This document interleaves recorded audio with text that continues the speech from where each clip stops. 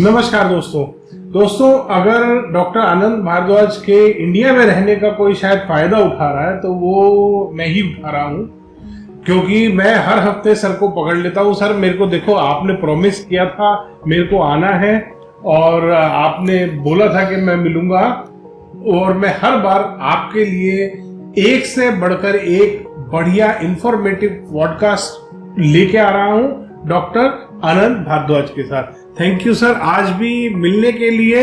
मैं बहुत सारे जनता के सवाल लेके आया हूँ आपके पास, बहुत सारी क्वेरीज हैं, आज आपसे बहुत कुछ जानना है। बहुत बहुत थैंक यू वेरी मच, धन्यवाद बहुत बहुत। और मैंने देखा जो पिछले पॉडकास्ट हुए उन्होंने तो धमाल मचा दिया। मैंने ये देखा से लोग लाखों के हिसाब से टूट के पड़ रहे हैं इसको देखने के लिए, क्योंकि उनकी रिक्वेस्ट थी कि कम से कम वो लोग जो इन फ्रॉडियों के खिलाफ बोलने वाले हैं इकट्ठे तो हो जाए। कम से कम अकेले अकेले में लोग घूमते थे, आज इकट्ठे होकर बैठे हैं और भी लोग आ रहे हैं और भी पॉडकास्ट मेरे बनेंगे, बड़े करारे बनेंगे जैसे कि होते हैं पापड़। और ये जो मेरे पॉडकास्ट हैं ये फेफड़े हिला देंगे उनके जो कि लूटते हैं लोगों को। और मुझे एक शेर की दो लाइनें याद आ गई। मेरे जिस अंदाज को लोग समझ लेते हैं अंगार, मेरे जिस अंदाज को समझ लेते हैं लोग अंगार, तल्ख लगते हैं बेईमानों को, और मेरे लिए तो वही है श्रृंगार। उसी का तो आता है मजा, फिर छीलने के लिए बैठ गए हैं उन बेईमानों को। जरूरी भी है, सनातन को बचाना है, संस्कृति को बचाना है, देश को बचाना है, इंसानियत को बचाना है। तो वो जितने भी लोग फ्रॉड करते हैं, चाहे वो चक्रजीवी हैं या झुंझुनेबाज हैं, और या फिर हैं वो जो कि सनातन के नाम पर मजाक बना रहे हैं हमारे वेदों का, उनका पर्दाफाश करना बहुत जरूरी है। वो एक पॉडकास्ट में बोलते हैं कि घर में मंदिर ही नहीं होना चाहिए। हाँ, तो वो सनातन का क्या उसका वाला देगा। जब आपने कुछ टिप्पणी कर दी उस चीज पे, तो वो सनातन और हिंदू पे बात ले आए कि जो चोटी नहीं है उसकी, वो सुश्रुत संहिता को पढ़े, शास्त्रों को पढ़े, हमारे ग्रंथों को पढ़े। जो ब्रह्मरंध्र होता है, जहां से शिखा, जिसको कहते हैं शिखा, वो शिखा होती है, चोटी होती है, उसका बड़ा महत्व होता है। कब खोली जाती है, कब बांधी जाती है, किस समय पर उसको कैसे रखा जाता है। वो पीछे ऐसे पिचकारी की तरह से पूंछ बनाकर नहीं लगाई जाती। ये सनातन को भी धोखा दे रहे हैं, लोगों को धोखा दे रहे हैं, वास्तु को धोखा दे रहे हैं, हमारे ग्रंथों को धोखा दे रहे हैं और मजे ले रहे हैं। और उस आदमी ने तो ये कर रखा है कि वास्तु के जो सिद्धांत हमारे शास्त्र में बताए बिल्कुल उल्टा बताओ, सनसनी फैलाओ और भोले भाले लोगों की जेब से पैसा खींचो। ये तो बड़ा पाप कर रहे हैं। इस पैसे की रोटी खाते हैं इनके बच्चे, इनको शर्म आनी चाहिए। जैसी उनकी बातें, मुझे लगता नहीं है कि कोई अच्छा परिवार होगा, क्योंकि वो घर में राजा रानी खेलने की बात करते हैं कि राजा जी अलग बेडरूम में रहते हैं और रानी अलग। बहुत मजाक बन रहा है उसका, बहुत मजाक बन रहा है उसकी। एक एक बात के ऊपर इतनी टिप्पणियां मेरे पास आती हैं। मैंने एक शॉर्ट डाला था, उस पर इतने सारे कमेंट्स आए कि सर आपने मतलब ना सही दुखती रग पकड़ ली है किसी आदमी की। मैं खैर, हमारा वो रीजन नहीं है। एक बहुत सवाल आ रहा है आजकल के, अपने घर का वास्तु तो सब देखते हैं, क्या पड़ोसी के घर का वास्तु भी आपको इफेक्ट करता है? मतलब पड़ोसी के घर में कोई वास्तु दोष बन रहा है, बेसमेंट है, कोई अंडरग्राउंड वाटर टैंक है, कोई बोरवेल है, कोई सेप्टिक टैंक है। अब किसी के घर का नॉर्थ वेस्ट में सेप्टिक टैंक है, उसके साइड वाले घर को क्या इफेक्ट पड़ेगा, या बोरिंग का इफेक्ट पड़ेगा, कोई भी वास्तु दोष का क्या आपके ऊपर, आपके इस घर में इफेक्ट पड़ेगा पड़ोसी के वास्तु दोष का? बिल्कुल भी नहीं पड़ेगा। क्यों पड़ेगा? अगर ऐसे असर पड़ना शुरू हो तो भैया पहले तो मैं ऐसा करूं, वास्तु वाले को बुला के पहले पूरे मोहल्ले का वास्तु ठीक कराऊं मैं, कि भैया उसका बोरिंग ठीक कर दो, उसका टैंक ठीक कर दो, उसका स्विमिंग पूल ठीक कर दो, इसकी टंकी ठीक कर दो। पहले तो पूरे मोहल्ले का ठेका ले लूं मैं, तब जाके अपने घर पे आऊं। मैंने ये कहा था कि जो वास्तु का सिद्धांत है, मेरी कम से कम 40-50 वीडियो इसी पर है। मैंने आपको पहले भी बताया था, शायद आपको पता है कि दुनिया का सबसे बड़ा वास्तु का चैनल मेरा ही है, जिसके अंदर जो है मिलियंस के हिसाब से लोग फॉलो करते हैं उसको, और वीडियो तो भरे पड़े हजारों से। मैंने कम से कम अगर 100 नहीं तो 50 वीडियो ही डाले हैं कि वास्तु हमेशा हमारे ऑरा के साथ चलता है। जहां जहां मेरा आभा मंडल चलेगा, मेरा वास्तु वहीं रहेगा। अगर पड़ोसी को फर्क पड़ता या पड़ोसी के वास्तु से मुझे फर्क पड़ता, तो जो कहते हैं ना दीवार बना के अलग कर दो, अरे काहे का दीवार, फिर तो दीवारें होती कुछ भी नहीं। मैं जहां जहां पर चलूंगा, मेरी वीडियो उठाकर कोई भी देखे, कोई भी दर्शक देखे, मैंने बताया कि जहां जहां पर मैं चलता हूं मेरे साथ मेरा आभा मंडल, मेरा ऑरा चलता है, और ऑरा जो है हर थोड़ी देर के बाद जिस जिस एरिया में जाता हूं वहीं पर वो कंट्रोल होता है। तो इसलिए मैं जिस एरिया में घूमता हूं वहां का ऑरा मेरे पे असर करता है। अगर पड़ोसी का ऑरा मेरे पे असर करने लगे तब तो जी लिए, फिर वो अपने घर में करेगा। महत्व नहीं रह जाएगा। कितनी बार होता है कि मेरे घर का जो नॉर्थ ईस्ट है वो दूसरे के घर का नॉर्थ वेस्ट है, जहां पर उसने अपना टॉयलेट बना रखा है, मैंने वहां पर अपना पूजा स्थान बना रखा है। लेकिन अगर ये पता हो कि पूजा स्थान यहाँ पर, हमेशा कहते हैं कि दीवार से 1-2 फुट थोड़ा हटा लिया करो, ताकि दूसरे का अगर वहां टॉयलेट तो दूसरे का वो करेगा। वही कहते ना कि कहते हैं कि कबीरा तेरी झोंपड़ी गलकटियन के पास, करेंगे सो भरेंगे, तो क्यों हुआ उदास, करेंगे करते रहेंगे। ये उसने गलत बोलते हैं जो लोग कहते हैं ना पड़ोसी, ये डराने का एक तरीका है। हाँ, ये नोट कमाने का तरीका है। बात वही हो गई कि शराब तो पड़ोसी का बच्चा पी रहा है, बीमार इसका बच्चा हो रहा है। हाँ, यही तो हो गया, यही हो गया, बिल्कुल ठीक है। यही वो बनता है। इसका मतलब पड़ोसी के घर के वास्तु दोष का हमारे घर पे कोई लेना देना नहीं। अच्छा, अब इसी से एक और पॉइंट निकलता है, कॉमन वॉल। आजकल सारे सेक्टर्स जो बन रहे हैं, वैसे भी पहले भी कॉमन वॉल का बहुत ज्यादा कॉन्सेप्ट था। तो कॉमन वॉल या बाद में दो भाइयों में कोई डिवीजन हो गया, कोई 500 गज का प्लॉट है, 250-250 के दो बीच में से एक दीवार खड़ी कर ली, बने बनाए मकान में, आधे में कंस्ट्रक्टेड है आधे में ओपन था, उसमें बीच में दीवार खड़ी हो गई। क्या वो कॉमन वॉल एक वास्तु दोष बनाती है? कभी नहीं बनाती। क्यों नहीं बनाती? बहुत सारे लोग कहते हैं कि जी बाद में, अगर बाद में डिवीजन हुआ है तो कॉमन वॉल होगी तो वो हो जाएगा, वास्तु दोष बनेगा। या दो घरों में जो आपस में आजकल बिल्डर फ्लोर टाइप होते हैं, बिल्डर्स भी आमतौर पे कॉमन वॉल बनाते हैं, बीच में एक 9 इंच की दीवार होती है, दोनों की बिल्डिंगों का स्ट्रक्चर उस पर टिका हुआ होता है, कॉलम जो बनते हैं, तो वो नुकसान नहीं करता। अगर वो नुकसान करे तो पूरे संसार में अरबों खरबों के हिसाब से, लाखों करोड़ों के हिसाब से, मिलियंस के हिसाब से फ्लैट बने हुए हैं। फ्लैट की तो दीवार हमेशा कॉमन होती है। हाँ। और बहुत बार 9 इंच की भी नहीं होती, बहुत बार तो 4 इंच की होती है। तो वो तो सब बर्बाद हो गए। जितने भी सेक्टर हैं हुडा के या पूडा के, जितने भी अथॉरिटीज हैं या साउथ इंडिया के जितने अथॉरिटी हैं, हर अथॉरिटी का एक रोल होता है कि हमेशा जो वॉल होती है कॉमन होती है। और मैंने कहा कि हम अपने ऑरा को लेकर चलते हैं। मेरे घर का जो वास्तु है वो मेरे साथ चलेगा। दूसरे के लिए अगर मान लिया इससे अगर वास्तु से अलग करना होता तो भाई ऐसा करो, फिर तो 6 दीवारें खड़ी कर लो ना, फिर तो यहाँ एक के बाद एक 6 दीवारें खड़ी करो, किसी का भी कुछ नहीं। पर ये सब की सब चीजें जो है ना, एक ऐसा है, कोशिश करी है इन लोगों ने। वो जो पूंछ वाला है ना, वो भी इसका एक इसी का पार्ट है। और भी 1-2 बड़े 30 मार्क का बनते हैं, कल परसों के लड़के हैं, उन्हें पता नहीं वास्तु क्या होता है। उनका देखो एक ही प्रिंसिपल है कि हमें 100% घरों को नेगेटिव प्रूव करना है। अगर लोगों ने आनंद भारद्वाज जी के या कुणाल कौशिक के फार्मूले देख लिए तो इन वास्तु वालों को रोटी नहीं मिलनी। इनको ये फिक्र हो गई कि यार इन्होंने तो बड़ा सिंपल कर दिया, अगर ऐसे सिंपल करेंगे हम कहां जाएंगे। बेईमानी से कमाया हुआ पैसा ये इनको हजम होता है, ये सोच रहे हैं निकलेगा, उल्टियां करेंगे, बता दूं मैं आगे चल के।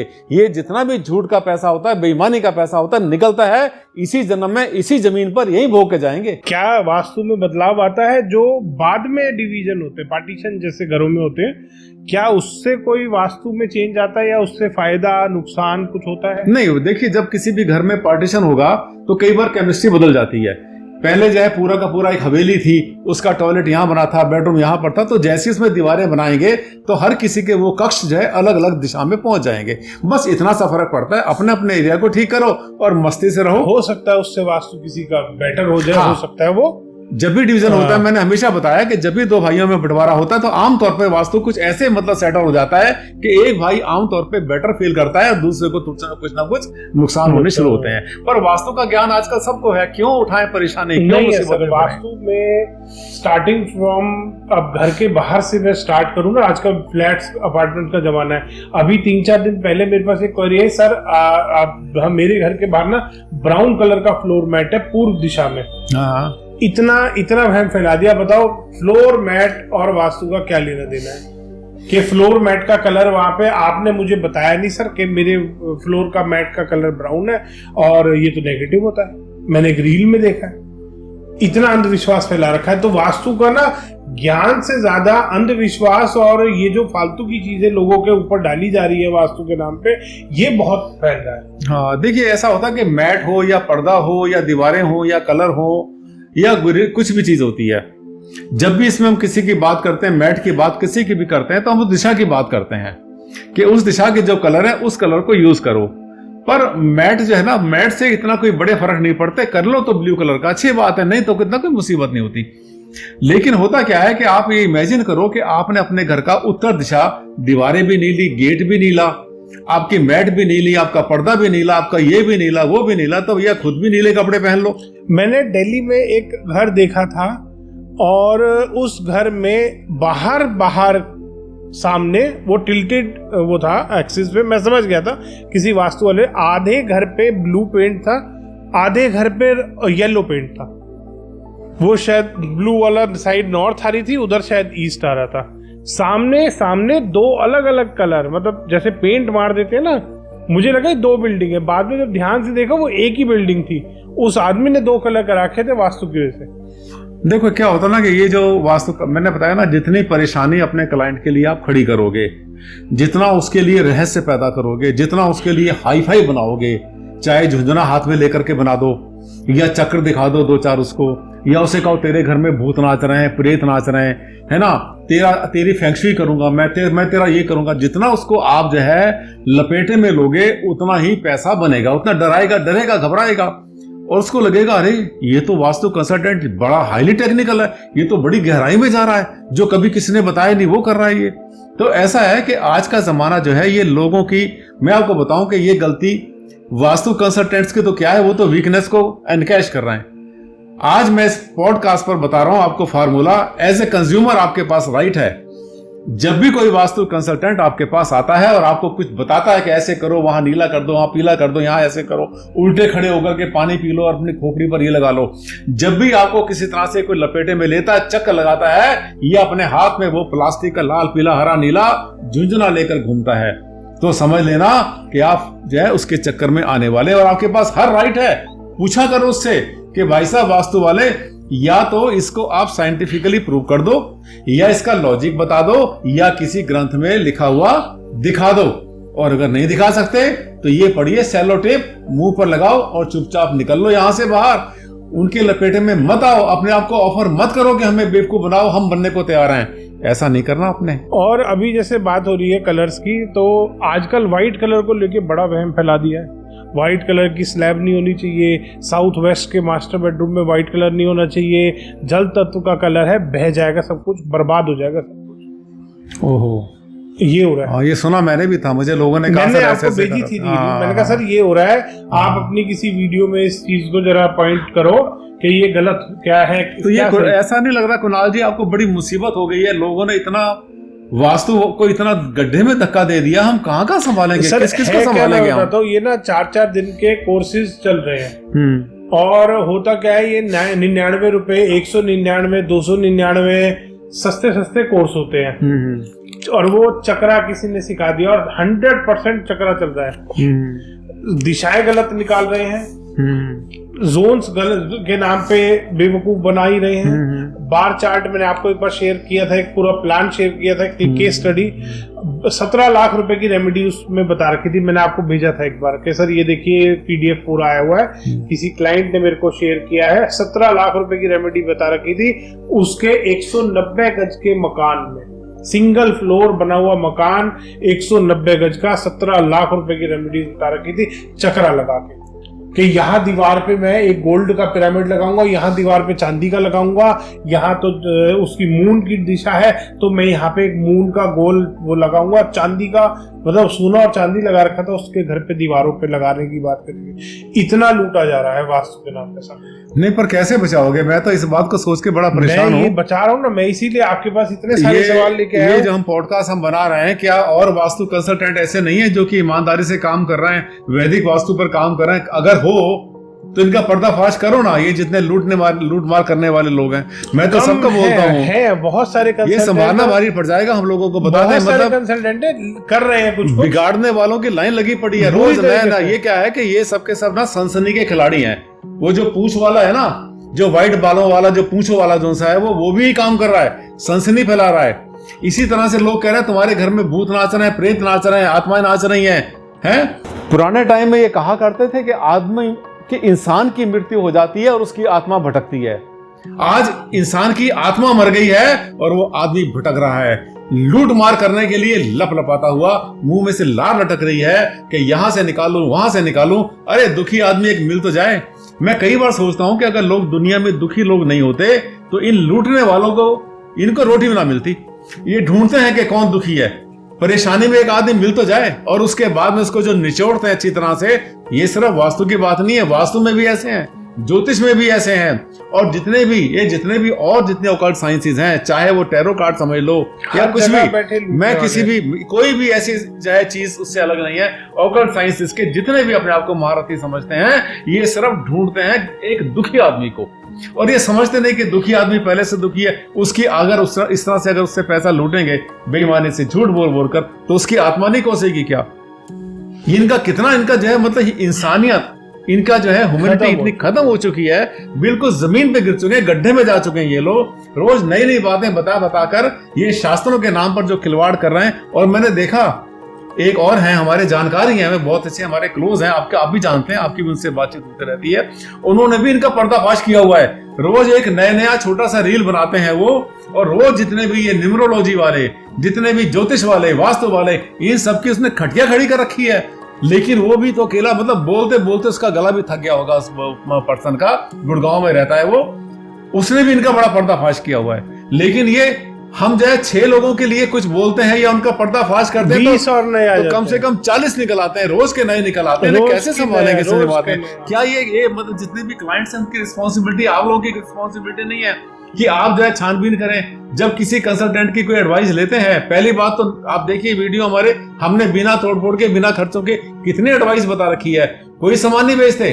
कभी कुछ बेचा मैंने कि ये जो है लोटा ले लो, ये घंटी ले लो, अपने घर में लटका? कभी नहीं बेचा मैंने, कोई नहीं बेचता। और कुणाल जी भी नहीं बेचते। हम आपको बताते हैं छोटे छोटे तरीके, 1000-2000 रुपए में, 4000 रुपए में पूरा घर अपने आप ही ठीक कर लो। लेकिन अगर ऐसा करेंगे तो इनको जो है लुटेरों को तो रोटी नहीं मिलेगी ना। नहीं, मगर जब भी मतलब ये क्लाइंट्स के लिए ही मैं जो भी आप किसी वास्तु कंसल्टेंट को अगर घर पे बुला रहे हैं, मेरा सजेशन ये है कि उससे ये हर चीज में ये जरूर पूछ लें जी ये कहाँ से आपने पढ़ा है। कोई अगर आपको बोल रहा है कि जी 3 बर्नर वाला गैस, सर 3 बर्नर वाला गैस हटवा दिया क्लाइंट के घर में मेरे, अच्छा, वहाँ उन्होंने कहीं एडवाइस ली थी ऑनलाइन और नया घर परचेज किया था ये नोएडा में, 3 बर्नर वाला गैस उन्होंने लगा लिया। अब वो वास्तु कंसल्टेंट से ऑनलाइन एडवाइस ली, उसने वीडियो भेज दिया क्लाइंट ने उनके घर वास्तु वालों को कि जी ये घर का वीडियो है। अब वो वीडियो देखते ही वास्तु वाले ने उनको कॉल किया कि सर ये क्या आपने तो मतलब अपनी आपको वाइफ से अपनी प्यार नहीं है, मतलब वास्तु वाले के ये वर्ड्स थे। तो उन्होंने कहा क्यों सर क्या हो गया? कहता 3 बर्नर वाला गैस आपने ले लिया अपने घर में, ये तो फीमेल को बीमार कर देगा, ये तो ये कर देगा घर में। मतलब ऐसे डरा दिया उनको, मतलब जिसकी कोई हद नहीं। और उन्होंने फिर वो गैस उसी दिन शाम को जाके 4 बर्नर लिया। तो फिर किसी ने ये नहीं कहा कि 4 का अंक अच्छा नहीं होता? उसने कहा 3 बिगाड़ा काम बिगाड़ा। अरे मैंने इस पे वीडियो बनाई थी कुणाल जी, मैंने बहुत वीडियो बनाई है कि 1 बर्नर किसी ने लगाया 1 बर्नर का, तो किसी ने कहा तो अकेला रह जाएगा भैया, घर में कोई रहेगा नहीं, अकेला रहेगा। उसने फिर उसको हटाकर दूसरा 2 बर्नर वाला ले आया। उसने बोला घर में अगर 2 चूल्हे हैं तो तुम्हारा घर तो बंटवारा हो जाएगा। वो बेचारा जाके 3 बर्नर वाला उठा लाया। 3 बर्नर वाला लाया तो उसने बोला 3 तिगाड़ा, वही बात, 3 तिगाड़ा काम बिगाड़ा। ये तो मतलब 4th क्लास के बच्चे होते हैं ना, वो आपस में बोलते हैं। 3 कांडे होते हैं, 3 इकट्ठे नहीं चलते, घर से तीनों इकट्ठे नहीं निकलते। और जब 4 लगाया तो 4 के तो महारथी कहते हैं 4 जो है ये तो राहु का नंबर हो गया, ये तो वहां का हो गया, केतु का हो गया, मर जाओगे, लुट जाओगे। फिर भैया 5 वाला लगा लो, जरूरत तो तुम्हें 1 की या 2 की है। अब देखो याद करो, पुराने समय में जो गांव में होते थे, एक जगह जो है चूल्हा जलता था, कहीं पर जो है गाय भैंसों के लिए दलिया उबलता था, कहीं घर के बड़े बूढ़े हुक्के के लिए छोटा सा चूल्हा बना लिया करते थे, कहीं और हाथ सेकने के लिए होता था, कहीं आवा होता था, कहीं तंदूर होता था। कभी किसी ने गिनती नहीं करी।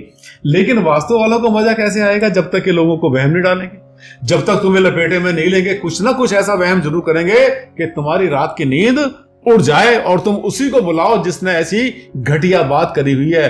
वर्ड तो उसके लिए मैं यूज करूंगा, बकवास की हुई है, करना नहीं चाहिए, हमें शब्द बोलना नहीं चाहिए। और मैं क्या करूं, मजबूर हूं।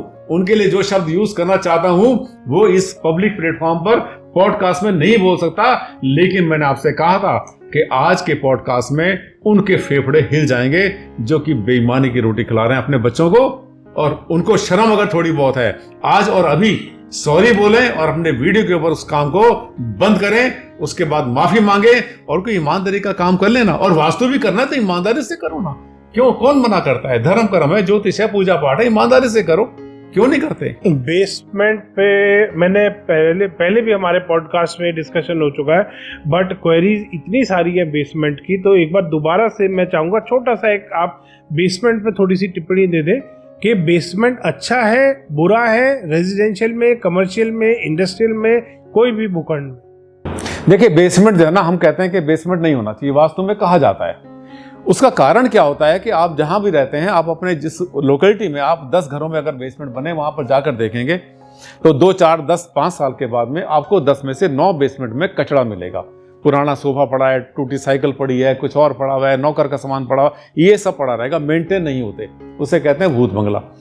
अगर आप बेसमेंट बनाते हैं और बेसमेंट को प्रॉपर यूज करते हैं, वहां पे लाइटिंग होती है, सफाई होती है, वहां पर भी कुछ ना कुछ ऐसी एक्टिविटी होती है। बेसमेंट प्रॉपर यूज हो रहा है, जैसे जिम बनाते हैं आजकल, स्विमिंग पूल बना लेते हैं, स्विमिंग पूल नहीं बनाए, जिम आ गया, थिएटर आ गया, तो ऐसे आजकल लोग बहुत तरीके से बनाइए ना, क्यों? देखिए ना, हमने बोला कितनी बार कहा था कि पालिका बाजार पूरा का पूरा, पूरे वर्ल्ड में कितनी मार्केट ऐसी है जो पूरी की पूरी बेसमेंट में है, खूब चलती है। और आपको बताएं कि जो बेसमेंट के अंदर जो लोग काम करते हैं, बस उनको एक ही प्रिकॉशन लेना है कि वहां पे circulation of air, natural light कहीं ना कहीं से जरूर ले रहे हैं। नहीं, आजकल बेसमेंट जो बन रही है उसमें नेचुरल एयर और नेचुरल लाइट। और ये जो पूछिया है ना, एक बात याद आ गई, वो जो पूछिया है ना, वो जो पूंछ का महाराज है ना, वो पूछिया ही कहता है कि बेसमेंट जिस घर में नहीं है समझो कामयाब हो गया। हाँ। अभी कल उसका वीडियो देखा मैंने, वो कहता अगर बेसमेंट नहीं है तो कामयाब हो गए। इसका मतलब क्या हुआ? हर झुग्गी झोपड़ी कामयाब हो गई। हर झुग्गी झोपड़ी में वो सब झुग्गी झोपड़ी वाले सब करोड़पति अरबपति बन गए। वो कह रहा है कि अगर बेसमेंट है तो तुम बर्बाद, अगर बेसमेंट नहीं है तो तुम राजा बन गए, खूब पैसा हो गया।